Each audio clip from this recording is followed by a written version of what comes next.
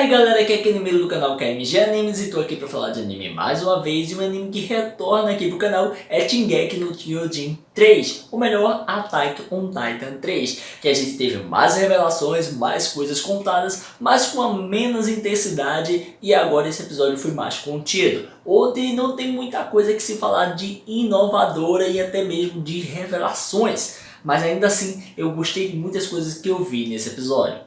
Antes de comentar, peça aquele like para você estar ajudando o vídeo, e se você curte esse tipo de conteúdo, se inscreve no canal. No caso, a gente começa ali vendo mais lembranças do pai do Eren, onde até mesmo a gente vê de onde vem o nome Eren. No caso, o Coruja revela sua identidade e a gente até mesmo vê que o nome dele é Eren Kruger, que justamente mostra que Eren Jaeger seria uma homenagem para o Coruja que o seu pai deu a ele. Eu acho que é isso mesmo, foi o que eu entendi. É começar uma discussão do Coruja com o pai do Eren para poder decidir o que eles vão fazer. E explicar algumas coisas importantes. A primeira delas é que todo mundo que recebe o poder de um titã original, de um dos grandes titãs inteligentes, essa pessoa só poderia viver por 13 anos. Não poderia passar mais que isso, pois seu corpo não aguenta. Onde até mesmo o próprio pai do Eren vê ali o Coruja sangrando pelo nariz, sentindo dores, ou seja, a transformação dele causou danos a ele. Então esse poder ele é maligno e pode trazer grandes problemas para as pessoas.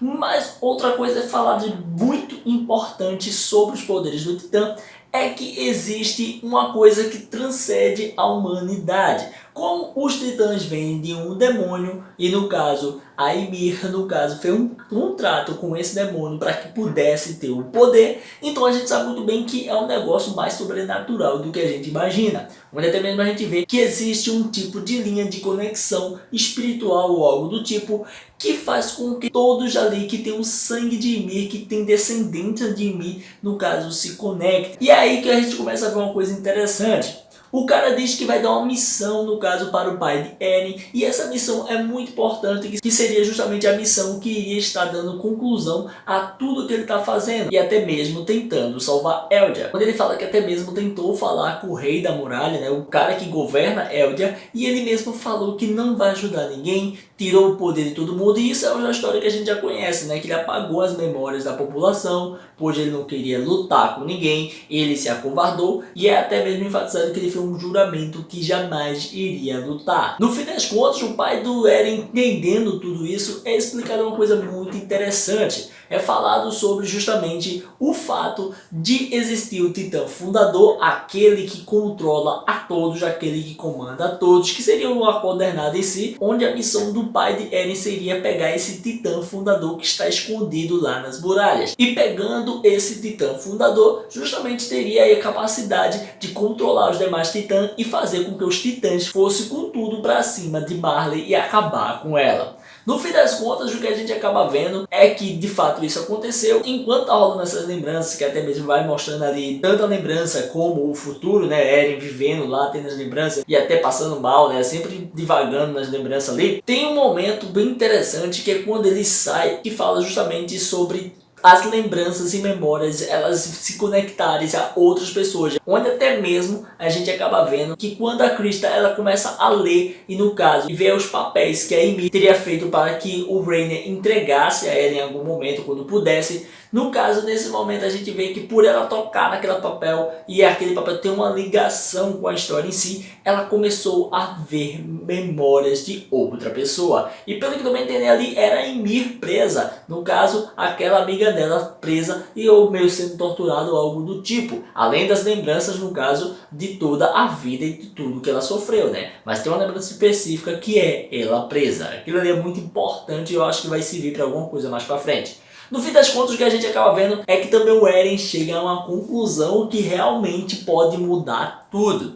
Além do fato dele descobrir qual é o nome do titã que ele carrega dentro de si, que é o titã que o pai herdou e também passou para ele, que é justamente o titã de ataque, que dá o título aí do anime, que é Shingeki no Kyojin. Cara, eu achei muito massa isso, velho. Mencionar o próprio nome do anime dentro da obra, eu gostei pra caramba, até me surpreendi. Onde chegamos no ápice de acontecer algo muito importante. Quando eles vão pra uma audiência, eles já são liberados, onde até mesmo eu até questionei, né? Por que não prendeu os caras, velho? Besteira, os caras já são amigos, já liberaram ele, né? Tocaram terror e tudo.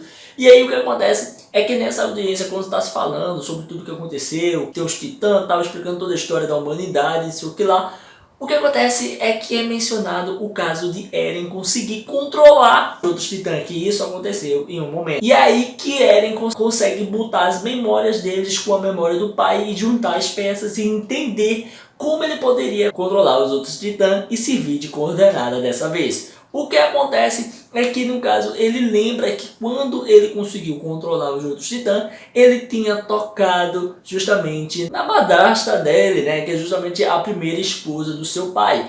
Quando ele tocou na mão dela, fez com que ele pudesse utilizar o poder. E aí ele chegou na conclusão que, de fato, se ele comer uma pessoa que seja da família real, descendente da família real Ymir, ele poderia ter como controlar o poder do titã fundador. Aí o bagulho ia ficar louco, meu filho.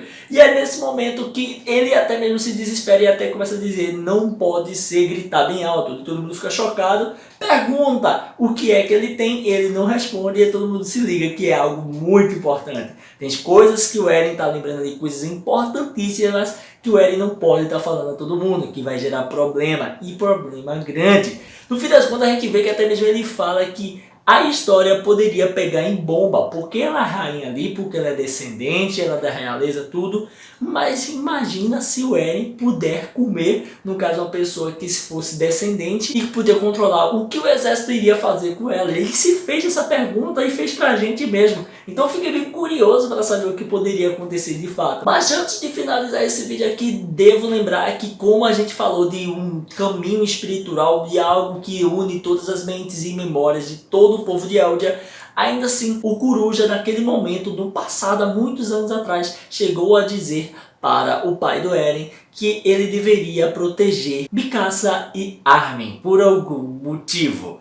E caramba, velho, nem ele mesmo sabia o que ele estava falando, ele simplesmente falou do nada, é como se realmente fosse uma coisa que transcendesse qualquer a humanidade e algo tipo, velho, é bem sobrenatural mesmo, não é nada que fosse terreno. A gente já falou do diabo, de demônio, de titã, de gente pegando maldições. Mano, a gente já falou de bagulho, porque isso não poderia ser possível, não é verdade? Enfim, chegamos ao final do episódio, curti pra caramba, e é isso aí, galera. Se você curtiu esse vídeo, dá um like aí, comenta, não deixa de se inscrever e ativar o sininho pra estar recebendo notificações de vídeo que eu postar aqui todo dia, beleza? Valeu, galera, fui!